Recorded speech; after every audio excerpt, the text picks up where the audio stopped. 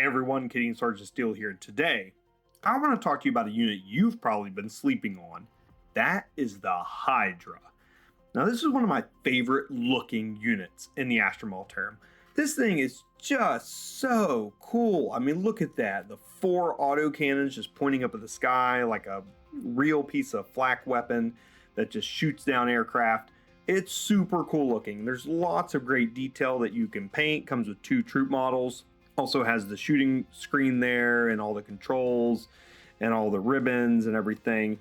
There's lots of great things that you can do as a hobbyist with this kit. Now it also makes the Wyvern, so it's one and the same. So definitely, I got one of each is what I've done, but you could, I've seen people magnetize or sit these in here so that you could swap it out for either or. Because of the way I do the soot on the end of my barrels here, I've chosen to paint them individually. Well, let's dive into it and let's actually talk about this unit and the role it plays in our army. So first it's stat line, movement 10, toughness 9, save 3 up, 11 wounds, leadership 7, OC 3. It's a pretty modest tank. Once again, kind of carry over from the old open topped rules. So that's why it's only T9 rather than T10, unlike the Manticore or the Death Strike or some of our other vehicles. So it's still rather resilient though. It's going to hold up to some fire and it's going to be able to stick around if your opponent does get line of sight of it and shoots at it some. So not bad for our vehicles. With that, let's dive into its war gear. It gets either a heavy bolter or heavy flamer here on the hull. You can add a hunter killer missile, but of course, the big guns in the room is the Hydra autocannon. Now this is anti-fly 2+. Twin linked, 72-inch range. So in a standard game of 40k, if you can see it, you can shoot it. It has 4 shots, ballistic skill 4, strength 9, -1, flat 3. It's an autocannon.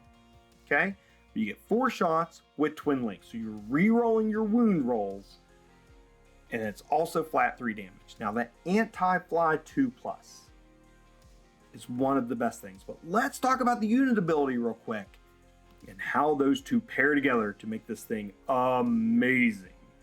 So the unit ability is called Flak Battery. Each time this model makes an attack that targets a unit that can fly, you can re-roll the hit roll. Holy moly. Okay, wait a minute. So if I shoot this at a unit with fly, I hit on 4s and I re-roll all the hit rolls. Don't even need a scout sentinel. Don't even need daring recon. Don't need take aim. I hit on 4s, re-rolling all failed hit rolls. Then, when I go to wound it, if I don't wound it, it's twin linked and I re-roll all the wound rolls. Now, of course you're going, but Kitty's hard to steal. Aircraft are dead. First off, they're not. I'm telling you, they're not. I play my Thunderbolt, I play my Valkyries, I have fun with them. They work. Maybe they're not competitive, like hyper competitive, but they function and they have a role in your armies. But that's besides the point. There are lots of units in the game that are not aircraft. And there are also lots of aircraft that you still see on the table, if you're paying attention.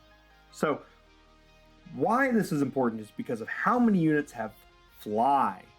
It is a lot of units. Fly has become a very popular thing, especially over the last 3 editions of the game as new models have come out. Now, think about certain factions, right? Let's think about the Eldar.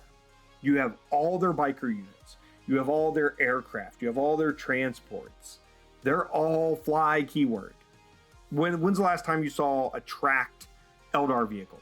There isn't one that I know of. So they all hover. They all fly. They have the fly keyword. Think about Space Marines, all the jump pack units, all the fly units you have in Space Marines. Think about Chaos, all the things with wings or the Helldrakes or all the units with jetpacks there and everything else that flies around. Think about how many armies have so many units that fly, other than the Astra Militarum, because we only have aircraft, right? That's it. We don't have jump pack infantry anymore. Oh, rest in peace, Elysians. But other factions do. They have a lot of it. So that means the Hydra is more relevant than you may have initially thought. That's really cool because that means if you take this, it is very likely that you will get to use its anti-fly and reroll to hit fly units abilities quite often, quite effectively.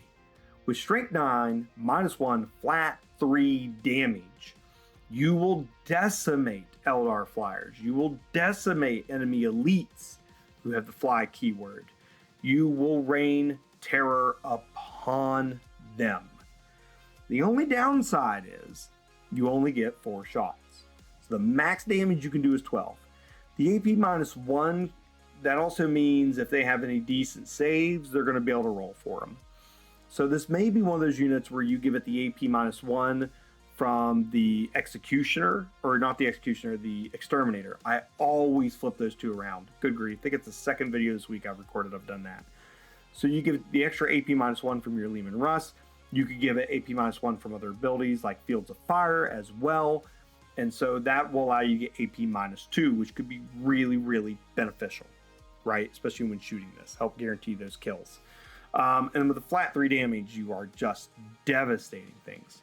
So I think this is a unit you may want to think about bringing. Now, even if there aren't fly keywords on tables. Okay, say you go up against an army.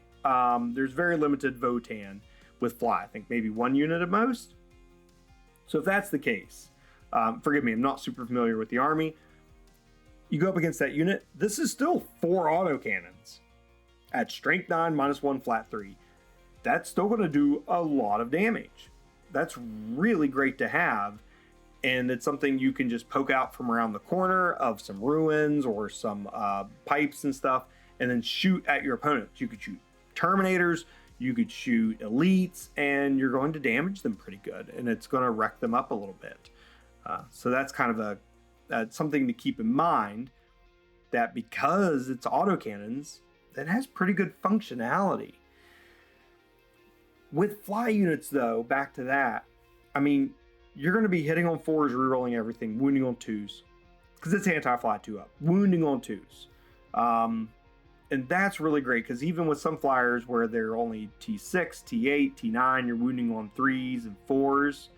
There are some aircraft that have T10, such as like the Valkyrie, right? So struggle with those a little bit. But then with the anti-fly 2+, you're just guaranteed to get those wounds through, and guaranteed to put your opponent on a saving throw. The other thing you could do to synergize this is the Hellhound. Deny cover. Think about that. You bring your Hellhound in, you shoot something with a flamer, it loses its cover, and then that makes this AP -1 even better. In case that unit is in a set of ruins or beyond pipes or in a set of forest or whatever, it helps you guarantee that damage going through. So I would also maybe recommend the Hellhound and potentially any of the AP -1 options as well to boost the unit. So overall, just to summarize, because that's pretty much it for the Hydra. It's a direct shooting weapon. It needs line of sight. It's not artillery in that way. It is just anti-aircraft flak barrage. That's what this thing does. It's really cool, really fun, and I think it actually it could play a bigger role in current 40K. It's also currently extremely cheap points-wise. Super cheap. So that's why it could be worth it to just add one of these into your list and drive around and shooting it. Your opponent's going to look at it and just like write it off. They're not even going to think about dedicating firepower against this unless they have a heavy flyer list, right? Then they might think twice. But they're not going to like consider this a huge threat. So definitely think about bringing one of these, add it to your list, try it out, have fun with it. And also have it just in case aircraft do make a comeback into Warhammer 40K, which I think could be really cool. Or if they just balance it out and we start to see more of them in general. So that's it for today's video. I hope you've enjoyed it. If there's something I've missed or more that you want to say about the Hydra, please get down in the comments below, put it there, and start some dialogue. The more we all know, the better we play, and the better we play, the more fun we have. So please participate down below. I really appreciate it. If you've been enjoying my content, please like and subscribe. I'd greatly appreciate it, and come back and watch for more. I'm currently redoing all the artillery because of the June 2024 balanced data slate changes. So I'm doing new videos for all those units. And covering units I have not covered yet. So please check those out in my 10th edition index unit review if those would be helpful for you. But as always, have fun wargaming, and remember, Cadia stands.